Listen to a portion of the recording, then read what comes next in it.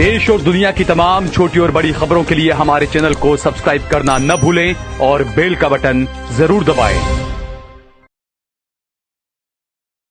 नमस्कार दोस्तों, स्वागत है आपका देश लाइव में और आपके साथ मैं हूं आशिमा त्यागी। दोस्तों, कल्पना कीजिए अगर आपको अचानक कोई ये कहे कि 2014 का ऐतिहासिक चुनाव नतीजा वही नतीजा है जिसने भारत की राजनीति को पूरी तरह से बदल दिया है।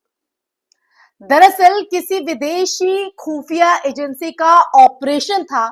क्या आप यकीन करेंगे या इसे सिर्फ एक राजनीतिक बयान मानकर आगे बढ़ जाएंगे दोस्तों?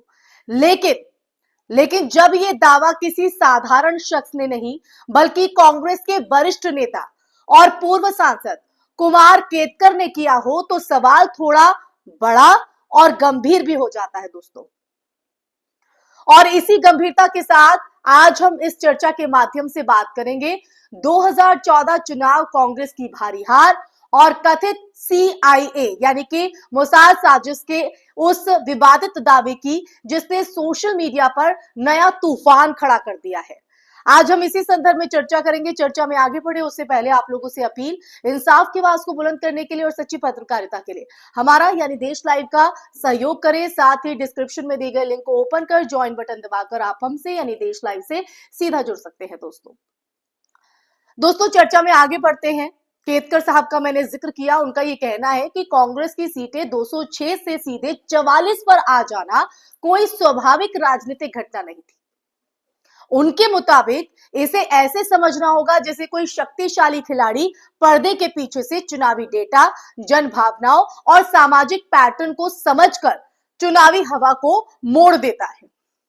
उनका यह आरोप है कि CIA और इजराइल की मोसाद जैसी एजेंसियों ने भारत की सत्ता में अनुकूल सरकार लाने के लिए 2014 में एक रणनीतिक हस्तक्षेप किया।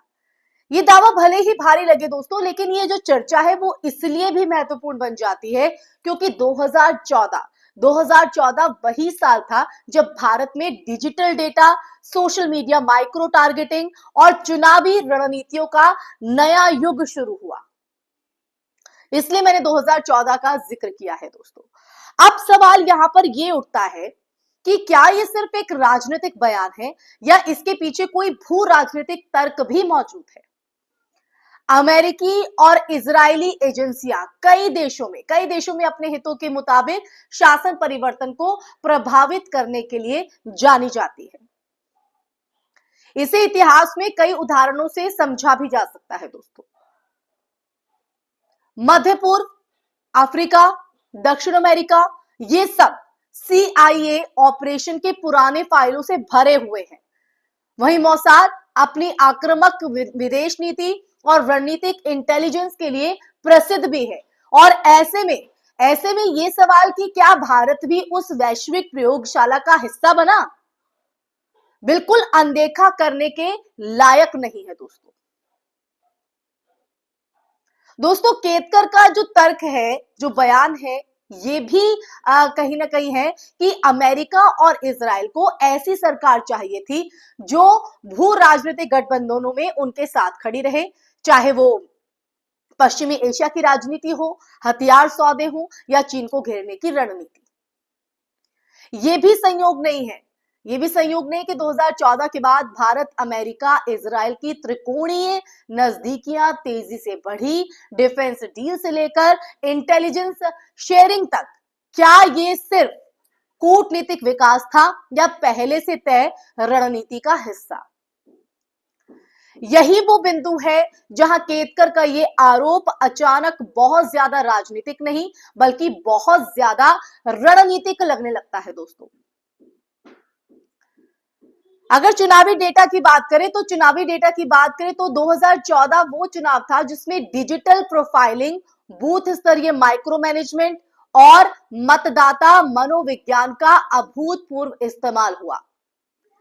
केतकर दावा करते हैं कि विदेशी एजेंसियों ने इसी डेटा को चुपचाप इकट्ठा किया और चुनावी हवा को दिशा देने में भूमिका भी निभाई। हालांकि उन्होंने ये नहीं बताया कि हस्तक्षेप हुआ कैसे, लेकिन चुनाव रणनीति, डेटा एनालिस्ट और अंतरराष्ट्रीय हितों का समीकरण इसे देखते हुए यह सवाल ज्यादा जटिल हो जाता है।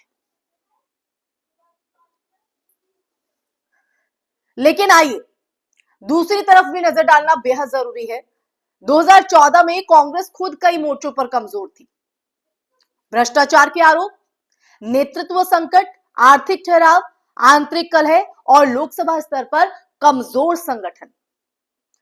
दोस्तों, क्या यह संभव है कि यह हार वास्तव में भारत के अंदरूनी राजनीतिक माहौल का स्वाभाविक परिणाम हो? आखिरकार लोकतंत्र में जनता का मूड समय बदलने पर बदल सकता है और 2014 में जनता एक बड़े बदलाव को तैयार भी दिख रही थी। यानी सच कहीं बीच में भी हो सकता है। विदेशी एजेंसियों की दिलचस्पी और भारत की आंतरिक राजनीतिक कमजोरियां दोनों मिलकर बड़े चुनावी बदलाव का कारण बने हो। लेकिन जब कोई वरिष्ठ राजनीतिक चेहरा यह दावा करता है कि 206 से 44 सीटों की गिरावट नेचुरल नहीं, तो इसकी पड़ताल अनिवार्य हो जाती है, इसकी जांच अनिवार्य हो जाती है। क्योंकि अब इस पूरी चर्चा का वास्तविक सवाल जिसके लिए हम आज ये चर्चा कर रहे हैं दोस्तों आप लोगों से, वो ये है कि क्या भारत जैसे विशाल लोकतंत्र में चुनाव वाकई बाहरी एजेंसियों की तरफ से प्रभावित किया जा सकता है? अगर हां, तो ये केवल कांग्रेस की हार का मामला नहीं है, ये भारत के चुनावी ढांचे की सुरक्षा का एक बड़ा सवाल है दोस्तों। और अगर नहीं, तो क्या ऐसे बयान सिर्फ राजनीतिक नैरेटिव बनाने के लिए इस्तेमाल किए जा रहे हैं? दोस्तों, उत्तर जो भी हो, ये बहस हमें चुनावों और डेटा सुरक्षा, भारत की संप्रभुता के बारे में गंभीरता से सोचने पर मजबूर करती है। और आज की इस चर्चा के अंत में ये कहानी सिर्फ 2014 की कहानी नहीं है, ये कहानी उस भविष्य की भी है, उस भविष्य की भी जिसमें चुनाव सिर्फ वोटिंग मशीनों का खेल नहीं, बल्कि डेटा, मनोविज्ञान, जियोपॉलिटिक्स और वैश्विक हितों की जटिल लड़ाई बन चुके हैं। अगर सचमुच कोई विदेशी हस्तक्षेप हुआ था, तो वो भारत की राजनीति में सबसे बड़ा अलार्म है। और अगर नहीं, तो हमें अपने लोकतांत्रिक संस्थानों और चुनावी नेतृत्व, इसके अलावा राजनीतिक रणनीतियों को नए सिरे से समझना होगा। इसी के साथ इस चर्चा में फिलहाल के लिए बस इतना ही दोस्तों। ये चर्चा आपको कैसी लगी? जो सच देश लाइव ने इस चर्चा के माध्यम से आपके सामने रखा है, इस पर आपका क्या नजरिया है? कमेंट बॉक्स में कमेंट करके जरूर साझा कीजिएगा। साथ ही हमारे इस वीडियो को ज्यादा से ज्यादा शेयर भी कीजिएगा, हमारे चैनल देश लाइव को सब्सक्राइब भी कीजिएगा। फिर हाजिर होंगे कैसे ही मुद्दे के साथ, तब तक के लिए अपना ख्याल रखिए। जय हिंद, जय भारत, नमस्कार।